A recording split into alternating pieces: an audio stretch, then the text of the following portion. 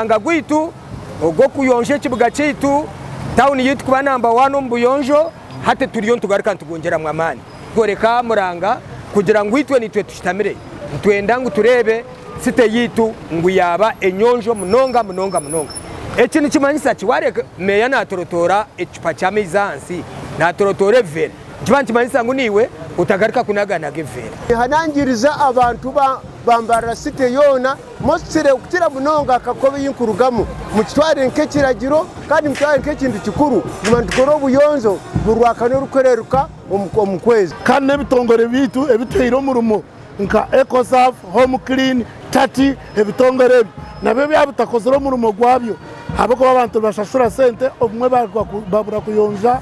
emyanya ekyo nabe byabutakozero murumo gwabyo nabo ntuza kubibinga none buri muntu akora murumo gwe ka president wa Uganda kwa gama ngo buri muntu no rubimbirwe buri muntu akora rubimbirwe simana government age hari itekere ibintu bakuyunguza yo kugira ngo wanagire iryo kasasiro nanga waturumwanya gumurofa tucharging habe amateka ga kucharging so ntera abantu muranga ngo amateka go gatakizire ibara umuntu areke ngo yawo muyonzo ahawe aharukora aharukurara aharukutura na business yarukora kibazo mu mutima tutari kugira ngo n'iki izoba rumwe ibari izoba wimuko mukasese bikwana mangu priorities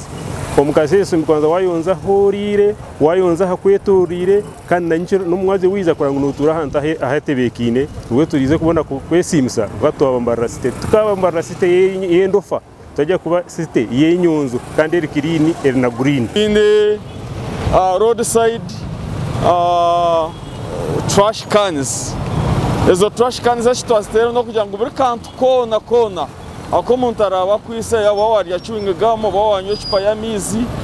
kona kantu akonokanaga on roadside trash cans ezo trash cans ziriho aha streets zona kana izitare tuza kongera kutamwe zindi